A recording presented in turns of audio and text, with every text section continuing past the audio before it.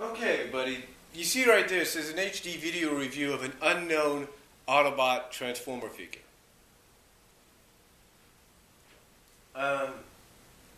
This came out, apparently I read on the side, in 1985, or at least is registered to that. This was made in China, so the Autobot logo looks a little bit more different than what it normally would be. Now, the thing is, I don't know who this is. Long story short, when I was living in Oskaloosa, Kansas with my dad, we had some neighbors across the street from my grandma. And every week, or if not every day, I guess they were cleaning out stuff, putting boxes out for the garbage man to come and get, or something. And one day my dad noticed that there was a box they put out of action figures.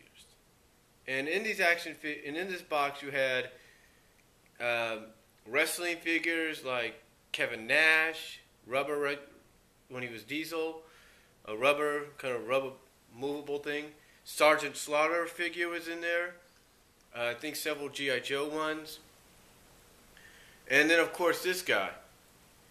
Now I don't know who this is, but apparently it looks like he's supposed to, I guess, represent one of the aerial bots or something. I'm not really sure. But like I said, my dad found them in that box. This was found in that box. So I figured, I've kept him for this long, so I might as well show him off. And maybe some of you guys out there know who this is. But now, how does he transform? Well, apparently the transformation for this is very, very simple. I think this is supposed to be sold as one of those collectibles. Like, okay, nowadays you see, like, I was watching Autobot review on the micro shooters, something like that. If not more of sort of like Legion class or smaller class or whatever. But this here is one of those collectibles, like more affordable ones, I guess. But anyway, his transformation is very, very simple. I mean, it's a decent size, you can see that. What we do is we pull this up, and best you can, this is a little stiff, you put the wheel back into the thing here, and you peg this together on the back. And then what you do is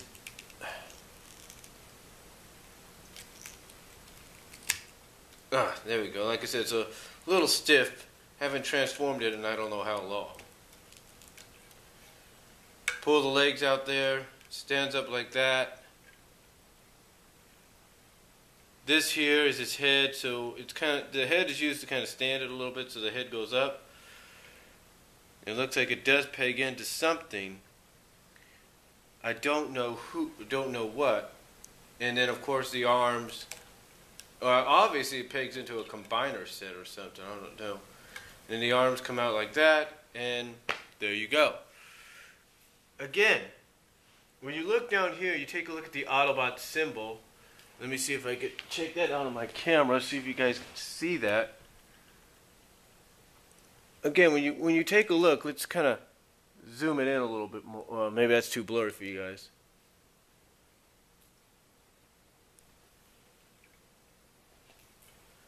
When you take a look at the Autobot symbol there, and maybe if we zoom in a bit, you could probably get a better idea. Yeah, you see that Autobot symbol? And then right there, I don't think you can read the wording there.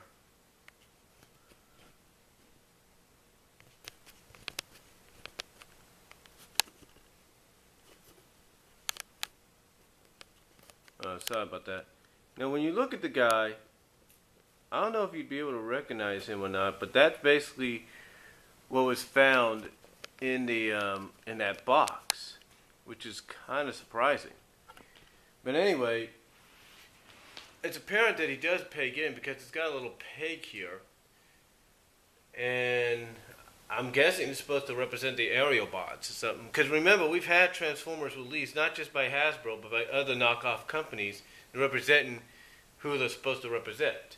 Now, the way he transforms back is very, very simple, if you will.